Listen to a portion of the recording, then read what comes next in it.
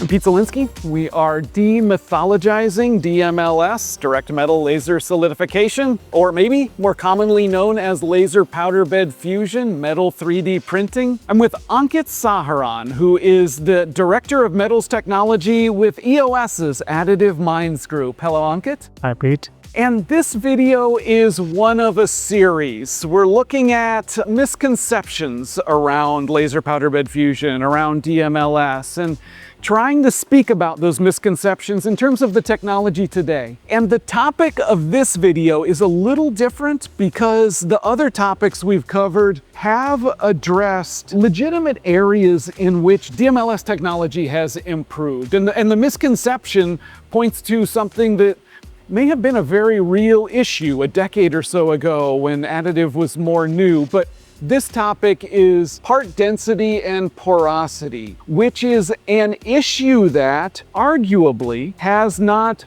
ever been a concern. So Ankit, is that a fair statement? And if it is, how did we come to this point where porosity is in some minds associated with DMLS? Users, when they got printed parts, they couldn't first of all, you can print metal.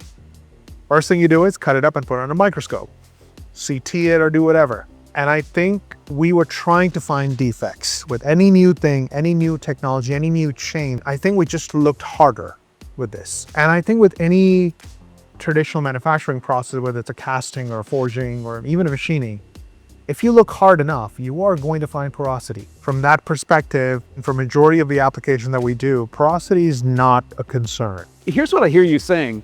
In evaluating laser powder bed fusion parts, we subjected it to a level of scrutiny that other parts don't get. And through that scrutiny, we saw the porosity and we assumed fully 100% entirely solid parts in the other areas and didn't check whether that was true. That is absolutely the case. Everyone who's testing powder bed fusion would pretty quickly come to the conclusion that I'm getting like near fully dense part, especially if I'm using well-controlled process. And they would quickly come to the point is that the conversation needs to move away from density and needs to move from porosity in the part to where are my pores and what are their shapes and are they in critical area? That's, I think, is a more valid question than trying to find out what's my porosity in the part. And if that question is asked and that answer is determined, then it becomes possible to control for that reliably. Correct. On every part. And I think that's where you'll feel that additive is very different from traditional parts, where traditional parts are all done in one shot. Like if I'm doing a casting, all casting is done in one way. And you would find shrinkage defects, all kind of different defects inside the part. With additive parts, you would see that because you have a laser going number of times over a series of parts, you have localized control.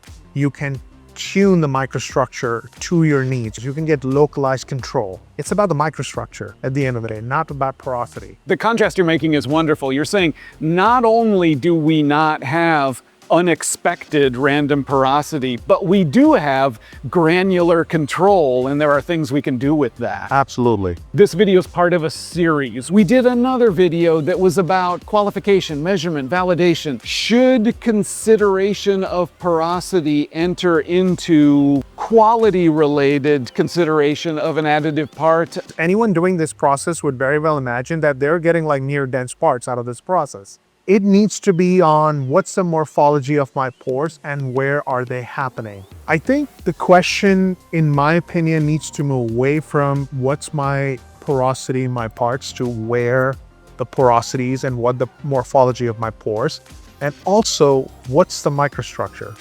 Because at the end of the day, the microstructure is going to define how my material is performing, which is very closely tied to the requirements that we set up ahead in the qualification process. Thanks for watching. We've done other installments on laser powder bed fusion and what it's capable of today. Check out other videos in this series.